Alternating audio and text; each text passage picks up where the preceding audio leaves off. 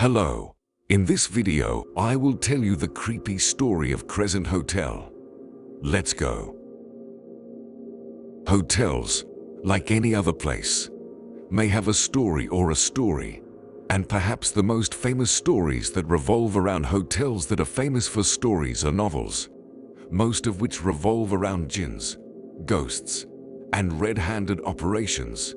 But what is going on around the Crescent Hotel, the novel? The Crescent Hotel is located in the state of Los Angeles, and this hotel is one of the most famous hotels and is known internationally as the most haunted place in the world. This hotel was built in 1885 AD, and it was actually opened as a hotel, but it went bankrupt.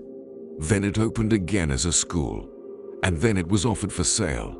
It was bought in 1937 by a doctor named Norman Baker. He opened it and equipped it as a medical institution for the treatment of cancer patients.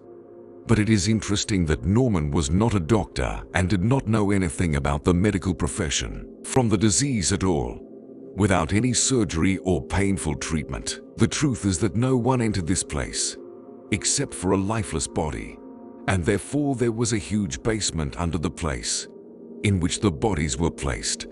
And Norman was just a fraud who deluded patients with treatment, until he was arrested and imprisoned in 1939 AD, and the place was closed. Years passed, and in 1946 a group of businessmen bought the place in order to turn it into a hotel. Terrifying parking inside the hotel. What happened to the hotel in the past made it an unusual hotel, as many workers and guests have told terrifying stories and frightening situations that occur within its walls, where they stated that they had seen ghosts wandering inside the place, to the extent that they had given them distinctive names. One of the ghosts was red-haired and appeared and wandered around the place.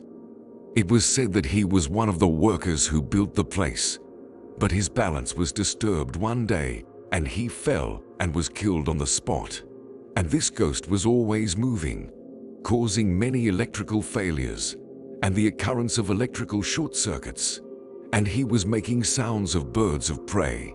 Those testimonies that are unanimous, all the employees and all the guests, but others added that there are hands coming out of the bathroom mirrors, and this story is unanimously agreed upon by the customers and the guests as well. One of the guests, too, once ran out to receive the hotel, shouting that there were strange creatures in his room attacking him, but the workers did not find anything. On the next day, another guest ran out screaming that the walls of the room were stained with blood, but he was not lying, for his clothes were already full of blood. And this ghost was not the only one inside the hotel. A stretcher appears at 11 in the evening, and it is known that at this time the bodies of the deceased patients were taken to the basement of the hotel, where the morgue is located, and whoever did not see it would hear the sound of the stretcher moving on the floor. Another ghost is in the hotel, on the same floor, where the sink is, in which the guest clothes are washed, and everything related to the hotel's furnishings.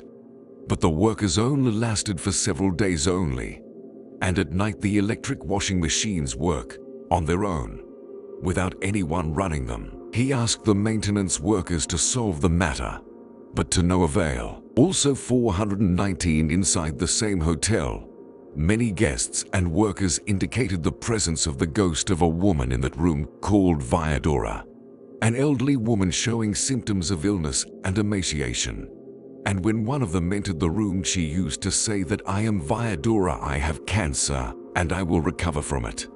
And suddenly it disappears completely. In the lobby of the hotel, we find another ghost of a person wearing a full suit and a hat. Those who saw him said that his clothes date back to about 1900 AD. Any attempts to communicate with him, and he suddenly disappears as he suddenly appeared. We are still in the same haunted hotel, and another ghost in his restaurant, where workers and guests saw a group of dancers walking around the restaurant in the morning, and the workers indicated that on one of the days of the Christmas celebration, they found all the gifts that they put it was moved to another place, and the chairs were rearranged. so that it wraps around the tree inside the hotel. The most terrifying thing is inside the hotel. It contained the morgue of the false doctor who owned it before, and most of the hotel staff admitted that they had received many phone calls from the basement. On many occasions, the employees were afraid to respond to the phones ringing. Those of them who responded to the call admitted that they had heard either screams or non-human voices at all. Those of the workers who went down to the cellar admitted that they had seen Dr. Norman himself, who was walking unsteadily, nervous, wearing a black robe, and running away from something unseen. It was all only part of what was narrated about this place, which until now is still available to everyone, and reservations are also available.